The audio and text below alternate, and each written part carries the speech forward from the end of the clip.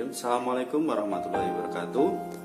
Gimana kabarnya anak-anakku sekalian ya, khususnya siswa-siswi kelas 4 ya. Pada kesempatan yang baik kali ini, tak lupa saya selalu mengingatkan untuk menjaga kebersihan, baik itu kebersihan diri maupun kebersihan di lingkungan rumah kita ya. Jangan lupa untuk rajin-rajin mencuci tangan ya. Minimal setiap kita selesai melakukan aktivitas, langsung saja kita mencuci tangan supaya kuman-kuman ataupun virus tidak menempel ke tubuh kita ya. Selain itu kita juga harus selalu mematuhi aturan pemerintah, yakni untuk selalu menjaga jarak ya, jarak sosial atau social distancing maupun dengan physical distancing atau antar seseorang ya.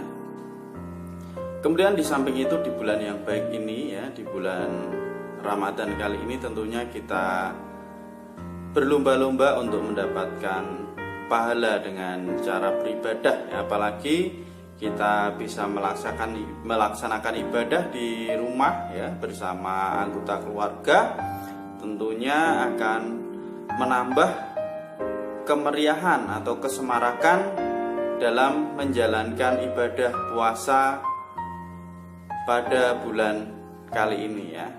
Jadi mungkin kita bisa mengaji lebih khusyuk dengan bimbingan orang tua, ataupun melaksanakan puasanya juga lebih tenang ya. Semoga kita mendapat. Mari kita lanjutkan pembahasan dari buku ISPS Matematika untuk SD atau MI kelas 4 ya. Untuk latihan ulangan akhir tahun ya. Nah, jadi di akhir buku ini atau di akhir buku ISPS Matematika itu pasti ada soal latihan ulangan akhir tahun ya. Selain juga ada soal-soal di setiap akhir babnya ya.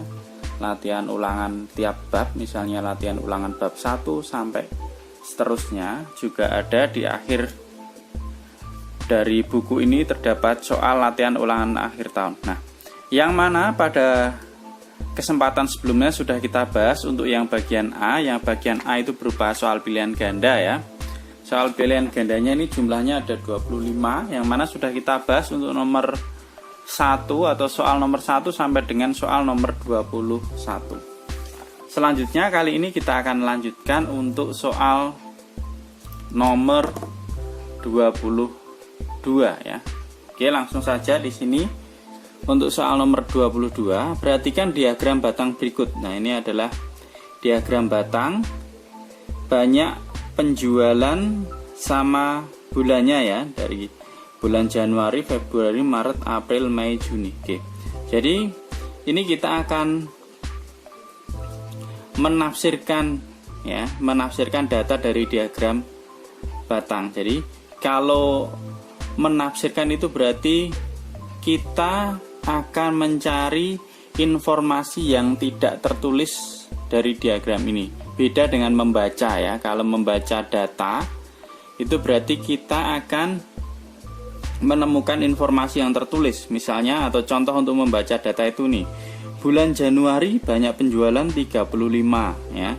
Ini namanya membaca data. Bulan Februari penjualannya sebanyak 20 ya.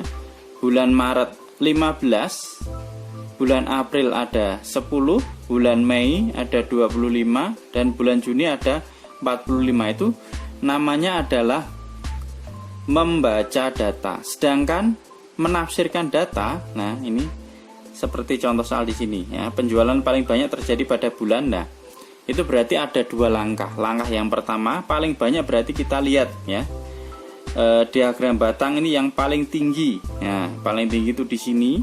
Nah, itu berarti paling tinggi berarti 45. Selanjutnya, setelah kita tahu yang paling tinggi, penjualan paling banyak, kemudian langkah kedua kita lihat bulannya bulan apa?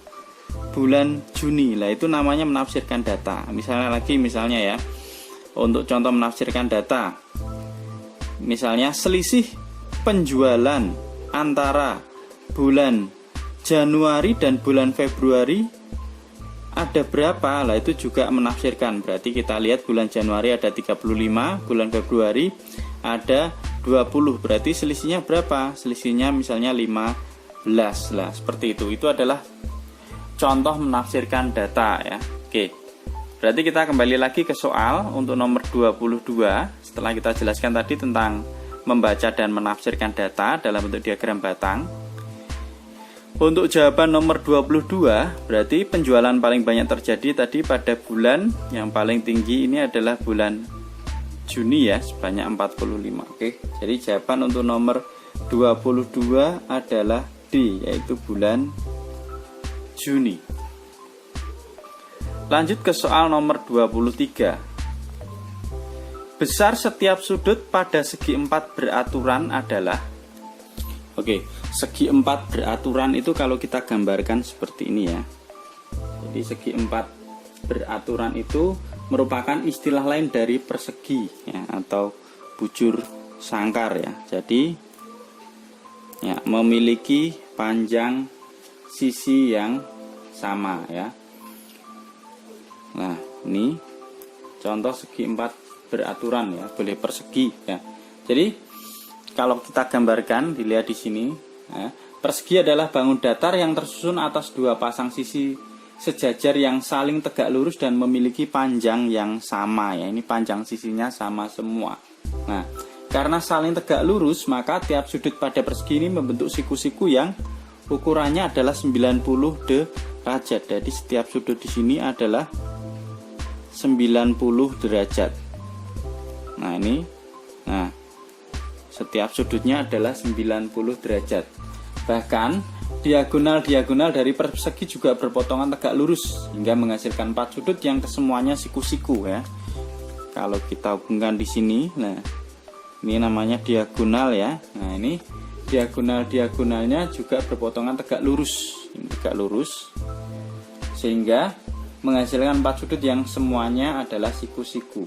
Nah, sudut siku-siku yang dipadukan dengan semua sisinya yang sama panjang itu akan membuat semua perhitungan yang melibatkan persegi akan sangat mudah ya. Jadi ini tadi. Nah, jadi intinya pada segi 4 beraturan ya. Jadi besar setiap sudut pada segi 4 beraturan adalah 90 derajat. Sedangkan total sudut pada segi 4 itu besarnya adalah 9 dikalikan 4 ya, berarti ya 360 derajat atau satu putaran bumi.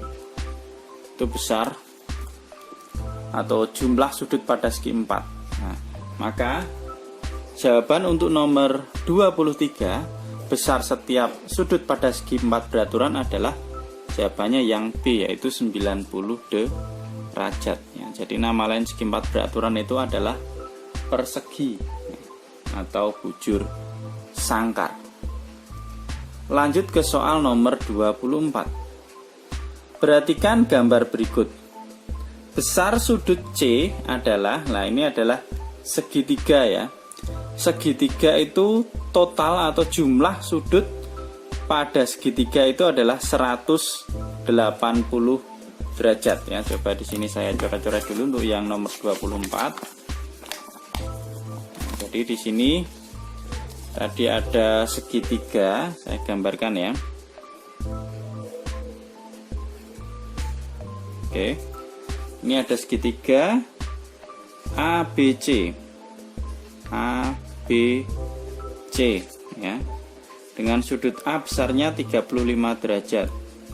Kemudian sudut B 125 derajat. Ditanyakan sudut C ya. Jadi sudut A, sudut B sama sudut C yang ditanyakan. A-nya tadi 35 derajat, yang B-nya 125 derajat. Nah ini ya, saya tuliskan seperti ini. Nah, berapakah besar sudut C ya? Jadi total sudut segitiga itu adalah 180 derajat, maka 180 derajat itu sama dengan jumlah dari sudut A ditambah sudut B ditambah sudut C. Maka kalau kita hitung di sini berarti 180 derajat itu sama dengan sudut A-nya berapa? derajat ditambah 125 derajat ditambah dengan sudut C ya. Oke, berarti sama dengan berapa ini? 5 tambah 5 0 ya. Kemudian 3 tambah 2 5 tambah 1 berarti 6. Nah, satunya itu berarti 160 derajat ditambah sudut C ya. Ini. Kemudian 180 derajat, maka kita bisa menghitung sudut C. Maka kita pindah ruas saja 180 derajat. Ini dari positif pindah ruas ke kiri jadi negatif ya. Dikurangi 160 derajat sama dengan besarnya sudut C. Maka sudut C sama dengan kita kurangkan 0, 8 dikurangi 6, 2. Nah, atau sudut C sama dengan 20 derajat. Jadi besar sudut C nya adalah 20 derajat ya. Sekali lagi ingat, jumlah sudut pada segitiga itu adalah 180 derajat. Jadi besar sudut C adalah 20 derajat. Kita lihat apakah ada jawabannya. Untuk nomor 24 ya. Nomor 24 jawabannya 20 derajat, berarti yang D. Sekarang nomor 25. Oke, untuk soal nomor 25, besar sudut lancip sebuah trapesium sama kaki adalah 52 derajat. Besar sudut tumpulnya adalah, nah ini yang ditanyakan adalah besar sudut tumpul pada trapesium sama kaki ya. Jadi jika diketahui sudut lancipnya tadi adalah 52 derajat. Oke, ini sudah coba saya gambarkan seperti ini ya. Ini tadi kecil saya ganti yang besar. Jadi sudut lancipnya berarti yang ini ya. Ini 52 derajat. Nah, sudut ini yang berhadapan ini sama besar ya. Ini 52 derajat, ini juga pasti 52 derajat ya. Kemudian ini yang atas juga besar sudutnya sama. Nah, ingat total sudut pada segi 4 itu adalah 360 derajat. Maka nanti kita bisa mencari besar sudut. Anggap aja ini adalah X ya. Ini sama ya nilai X nya ya, atau 2X ya. Karena sudut ini besarnya sama ya, dan sama. Maka kita hitung berdasarkan jumlah sudut pada segi 4 ya. Berarti 360 itu sama dengan berapa ini yang sudah diketahui? 2 kali sudut lancip ya. Berarti 2 dikalikan 52. Nah, 2 dikalikan 52 ditambah dengan 2 dikalikan dengan X. X nya saya buat gini aja. Nah, 2X ini ya. Oke, berarti sama dengan 2 kali 52 itu berapa? 104 ya. 104 ditambah dengan 2 kali X, 2X. Nah, sekarang kita pindah ruas ya.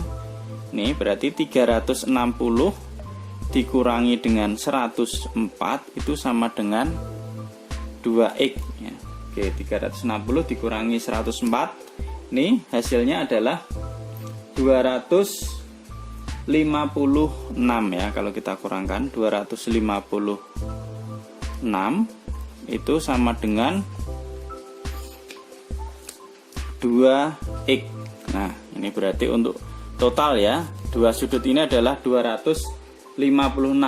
Maka nilai X-nya itu sama dengan 256 dibagi dengan 2. Hasilnya berapa? 128 derajat ya. Jadi besar sudut tumpul ya. Pertanyaan tadi, besar sudut tumpul pada trapesium sama kaki itu adalah 128. Jadi di sini itu 128 derajat, 128 derajat ya. Seperti ini ya, maaf coret-coretan. Jadi ini 52, ini 128, ini 128. Maka nilai X-nya atau besar sudut tumpulnya masing-masing sudut tumpul adalah 128. Coba kita lihat nomor 25. Ya, ada ya 128, jawabannya yang C. Oke, mungkin ini dulu pembahasan untuk soal latihan ulangan akhir tahun nomor 22 sampai 25. Jadi untuk bagian A sudah selesai ya.